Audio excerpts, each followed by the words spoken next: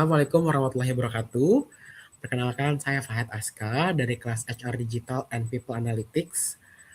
Pada yang terhormat Ibu Ananda Fortunisa, yang terhormat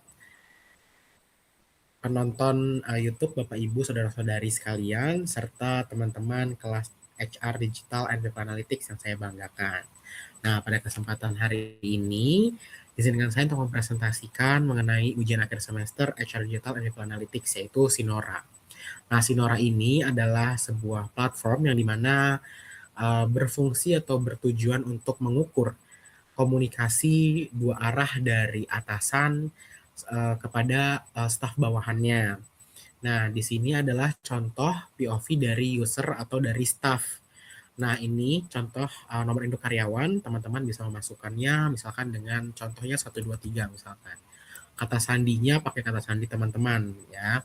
Ini di sini pakai contohnya dulu, pakai tanggal hari ini, yaitu 15 bulan 7. Lalu kita masuk ke sistem otorisasi. Nah, nanti setelah masuk, itu ada memuat pertanyaan survei. Nah, teman-teman dan rekan-rekan sekalian, di sini nanti akan ada pertanyaan-pertanyaan mendasar yang harus teman-teman isi. Di sini ada bagian awal, di mana teman-teman juga jangan lupa pilih divisi. Misalkan contoh saya memilih Finance and Accounting. Nah, lalu di sini ada kerahasiaan terjamin yang dimana teman-teman mengirim ini tidak akan ketahuan oleh siapa pengirimnya atau anonim. Nah, izin menjelaskan teman-teman, jadi di sini ada penilaiannya pakai 1 sampai 5. Nah, dari 1 dan 2 ini dia adalah penilaian warna merah yang artinya perlu segera tindakan. Lalu 3 ini ada netral dan 4 dan 5 ini berarti komunikasinya sehat ya. Tidak ada yang perlu diperbaiki. Nah, kalau teman-teman nantinya sudah mengisi angka 5 semua atau 4 semua atau 3 netral, berarti komunikasinya baik-baik aja teman-teman. Tidak ada tindakan apapun yang harus didapatkan. Tapi jika teman-teman mengisi 1, 2, itu nantinya akan ada pertanyaan lanjutan untuk menganalisis di mana sih kesalahan komunikasinya. Contoh misalnya teman-teman, saya mengisi 1, lalu 3, lalu 2, lalu 5 misalkan. Nah, terus kita kirim jawaban teman-teman. Nah, akan ada pertanyaan lanjutan. Itu terkait dengan kedekatan. Nah, teman-teman di sini juga menjawab ya, memberikan penilaian kepada atasan seperti apa. Nah, ini contoh karena misalkan atasan saya kurang dekat dan kurang baik sama saya, misalkan contoh ya, teman-teman. Ini saya isi 1 semua misalkan. 1 1 1 1 1 semuanya 1 saya isi. Nah, ketika sudah mengisi 1 1 1 ya teman-teman, di sini di bagian keduanya itu adalah kesetiaan teman-teman. Ada bagian kesetiaan untuk mengevaluasi sejauh mana sih teman-teman setia sama departemen atau perusahaan itu. Lalu kalau klik selanjutnya itu ada kontribusi. Sejauh mana teman-teman atau staf itu berkontribusi. Ini POV-nya adalah saya lagi menjelaskan kepada rekan perusahaan saya juga ya, jadi pakai kata teman-teman. Nah, lalu yang terakhir itu adalah penghargaan profesional atau professional respect, di mana apakah atasan selalu ngasih penghargaan atau tidak. Nah, itu bisa dinilai di sini teman-teman. Misalkan dia sama sekali nggak pernah memberikan saya penghargaan misalkan. Nah, nanti di sini teman-teman akan diarahkan adanya modul pengembangan LMX. Di mana di sini teman-teman bisa ditonton. Setelah teman-teman menonton, ada pertanyaan lagi teman-teman di sini. Apa sih masalah komunikasi utama yang saat ini sering terjadi antara Anda dan atasan Anda? Misalkan contoh kayak saya dan atasan tidak akur karena jadwal atasan yang terlalu sibuk. Lalu berdasarkan video strategi apa yang akan Anda coba terapkan. Nah, misalkan saya ingin menerapkan bonding komunikasi antar departemen dan atasan. Ya kan, lalu ada pertanyaan selanjutnya, apa sih harapan atau dukungan spesifik yang Anda butuhkan? Misalkan saya butuh ruang, yaitu misalkan rapat weekly untuk menunjang kerjaan saya misalkan. Lalu lanjutkan nih ke modul. Teman-teman, di sini akan ada modul Leader Member Exchange Communication, di mana teman-teman harus membaca lebih dalam lagi tentang prinsip utama komunikasi, tanggung jawab dua arah sebagai atasan gimana, sebagai bawahan gimana. Lalu jika teman-teman sudah membaca, teman-teman bisa mengeklik saya telah membaca dan memahami panduan leader member exchange communication di atas. Lalu selesaikan survei dan selesai. Teman-teman mendapatkan skor 2.00 yang dimana teman-teman ini butuh banget segera tindakan. Nah, sekarang dari POV admin. Gitu ya, teman-teman. Nah, dari admin sendiri, admin bisa melihat nih teman-teman ini sama masukin alamat email, lalu ada kata sandinya. Nah, terus kita masuk ke sistem otorisasi. Nah, pada kesempatan yang berbahagia ini, untuk ujian akhir semester, saya akan menjelaskan mengenai per divisi dan periode survei. Dimulai dari per divisi dulu ya teman-teman. Saya akan menjelaskan karena saya akan lihat dari sini, dari POV admin. Nah, sebelumnya, untuk menganalisis per divisi ini, itu ada halaman yang memberikan kita sebuah gambaran teman-teman. Jadi, ini tuh seperti mesin X-ray, di mana mesin X-ray ini tuh berfungsi untuk men-zoom in dan juga membedah kesehatan hubungan kerja, teman-teman. Yang dimana pertama ini saya ingin menjelaskan mengenai grafik jaring ini. Nah, di sisi kiri ini, teman-teman, Bapak Ibu semua, kita bisa melihat bahwasannya ada radar chat atau grafik jaring ya. Ada effect, ada loyalty, ada contribution, ada professional respect.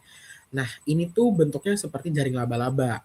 Nah, kami ini sengaja menggunakan visual ini agar HC sendiri itu bisa dengan sangat cepat melihat keseimbangan komunikasinya gimana sih, kayak gitu. Lalu kalau yang sehat tuh gimana? Nah, ini ada di sini. Kayak divisi apa yang lagi bermasalah itu bisa dilihat dari sini. Kurangnya apa sih? Misalkan efeknya kurang atau professional respect-nya kurang. Nah, seperti itu. Lalu di sini juga ada data bulanan kami yang bisa dilihat. Di sini ada lihat riwayat. Jadi data riwayat ini tuh data bulanan sebenarnya, teman-teman dan Bapak Ibu semua. Nah, data bulanan ini tuh sistemnya dilengkapi dengan lihat riwayat tadi. Lalu ketika diklik, ini akan muncul pop-up seperti ini. Nah, pop-up ini berupa laporan yang nantinya ada fitur bertindak sebagai mesin waktunya. Nah, ini memungkinkan HC itu untuk melacak riwayat dari divisi-divisi yang sudah diisi tadi. Nah, kalau misalkan ada yang turun, itu akan segera dievaluasi. Nah, sebenarnya ini tuh sangat krusial untuk menganalisis apakah performa itu turun atau hanya fluktuasi sesaat aja, atau memang sebuah tren yang kurang baik dari masa yang lalu. Nah, teman-teman juga, Bapak Ibu, di sini juga sebenarnya ada trend score, di mana ini bisa dilihat ada skornya, ada berarti di sini dia 3,23, di sini 3,53, di sini turun lagi jadi 3,3, di sini makin turun 3,13, di sini naik. Seperti itu. Nah, ini tuh menggambarkan bahwasannya ini sebenarnya lebih meringankan tugas HC itu sendiri karena sistem ini memiliki fitur deteksi otomatis ya Bapak Ibu dan teman-teman semua untuk HC tidak perlu lagi mencari secara manual indikator apa yang nilainya terendah, tapi udah ada sistem ini yang menampilkan area paling kritis di divisi tersebut. Dan juga adanya rekomendasi dari tindakan awal. Nah, di sini juga bisa diunduh data Excel-nya Bapak Ibu.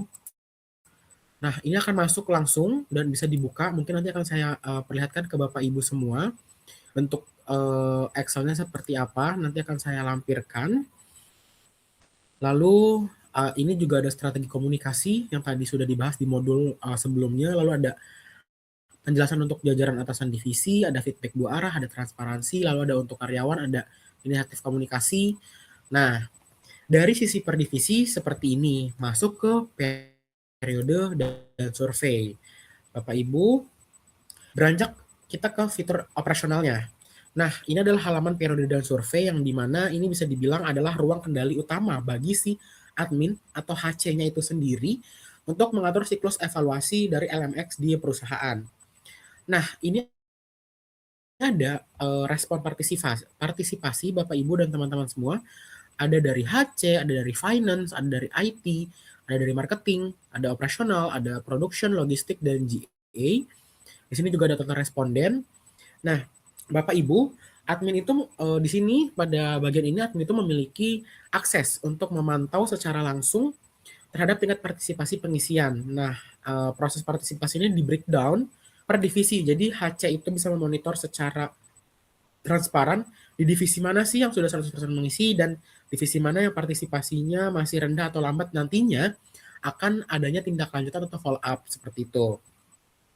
Karena di sini ini udah penuh nih ya Bapak Ibu nih, kan udah penuh ya. Ini ada jumlah karyawan juga, ada total responden. Nanti jika ini sudah semua progres sudah selesai, ini bisa kita pencet ke buat periode baru. Nah, di sini ada yakin akan mengakhiri periode ini dan memulai periode baru, data akan di reset ke 0 untuk memulai bulan baru. Nah, jika sudah di reset, nanti total respondennya 0, Bapak Ibu dan teman-teman semua, jumlah karyawannya 98, respon rate-nya 0, dan selesai karyawannya 0. Seperti itu Bapak Ibu. Mohon tunggu, sedang loading. Nah, ini contoh misalkan seperti ini. Ini total respon langsung 0, Bapak Ibu semuanya. Seperti itu, dan periode baru berhasil dimulai yaitu Oktober 2026. Nah, sebenarnya Bapak Ibu semua, di fitur ini, itu tuh memberikan cek, itu dipermudah dengan adanya sistem Sinora ini, karena admin tidak lagi perlu menunggu partisipasi penuh untuk menutup buku. Ketika nanti batasan waktu dirasa sudah cukup, admin cukup menekankan tombol si buat periode baru ini. Seperti itu. Nah, mungkin sekian dari saya. Kurangnya mohon dimaafkan apabila terdapat kesalahan dalam menjelaskan. Sekali lagi terima kasih banyak Ibu Ananda Fortunisa dan Bapak Ibu saudara-saudari penonton YouTube serta teman-teman kelas HR Digital and People Analytics. Saya Fahed, izin pamit undur diri. Apabila ada pertanyaan, boleh sekali untuk bertanya di kolom komentar. Terima kasih. Wassalamualaikum warahmatullahi wabarakatuh dan sampai bertemu kembali.